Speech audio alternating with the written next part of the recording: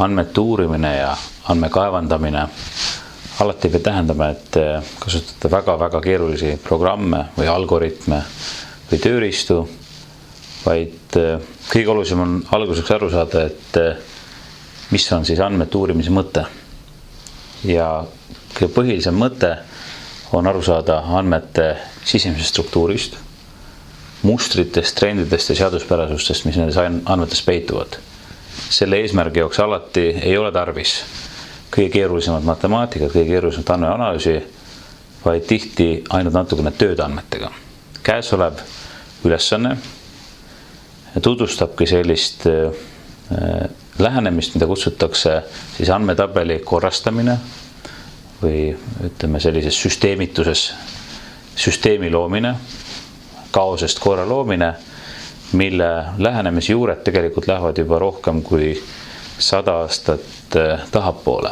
Et niimoodi on oma andmeid ja pööranud informatsiooniks juba egiptoloog William Petrie, täiesti sõltumatult ka näiteks Tšehh nimega Jan Tšekanovski ja väga paljud teised, sajad, kui mitte tuhanded peale seda. Jan Tšekanovski näiteks juba tegi üsnagi samamoodi, nagu teie täna hakkate tegema, tegi sama lähenemisega analüüsis neid andmeid juba aastal 1908 või 1909, mis näitab tegelikult seda, et see mõtteviis, kuidas olemasolevatest andmekildudest kokku panna süsteem, te näeksite sealt konteksti, näeksite, kuidas mitte lihtsalt ei oskaks vastata fakti küsimustele, et kas see element on seal või et kas see tarnija seda toodet tarnib, vaid näeksite seaduspärasusi. Millised grupid on süsteemis, kuidas süsteem omakorda, kuidas need andmed omakorda jaotuvad. Järsku on tegemist näiteks 2, 3, 4, 5 täiesti sõltumatu grupiga või fenomeniga nendes andmetes. Võib-olla nendest andmetest on võimalik välja näha, et mis neid gruppe eristab, mis nendes gruppis samasugust on, kuidas ühes grupis saab teine ja palju muud. Tuleb välja, et selle kõige tegemiseks on üks väga lihtne viis. Esiteks, võttes lahti selle andmetabeli, mis teil praegu selle ülesandega on ette nähtud, see, mida te praegu näete, siis tegemist on algsed andmetabeliga.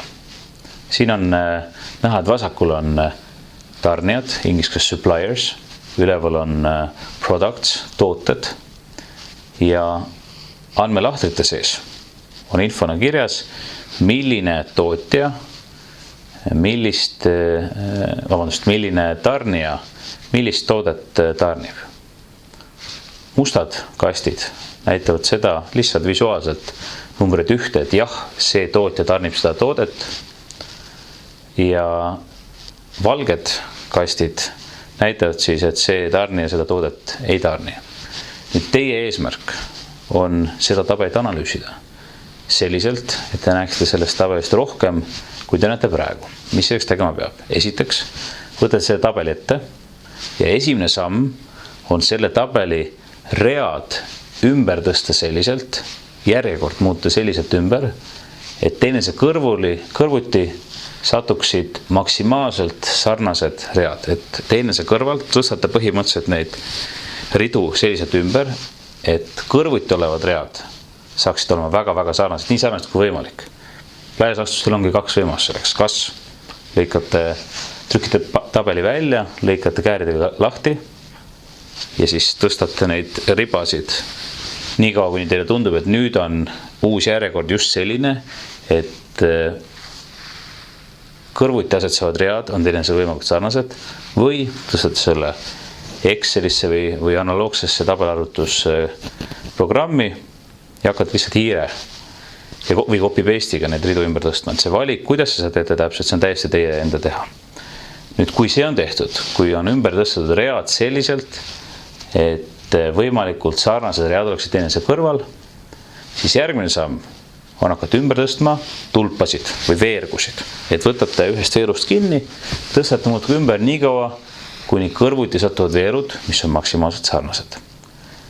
Nüüd, mis selle mõte on? Esiteks, loogika peaks olema selles, et te peaksite hakkama nägema mingeid süsteeme, mustreid, seaduspärasuid juba nendest andmetest, mida te enne ei näinud. Kusjuures neid andmeid te pole muutnud, sest et ridade järjekorra muutmisest või tulpade järjekorra muutmisest see info ise, see fakt, mis seal sees on, et see tarnija tarnib seda toodet, see ei muutu.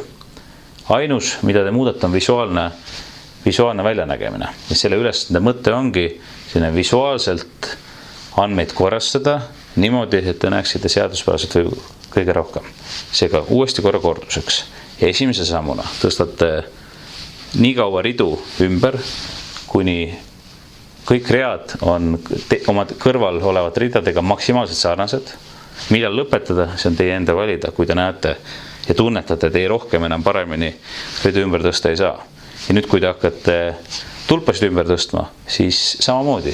Nii kaua tõstate näete, et kui näiteks 2 tulpa on kuskil kaugel üsnagi sarnased, tõstate nad teenuse kõrvale. Ja mis nüüd lõpuks võiks välja tulema või millal see ülesanne lõpeb?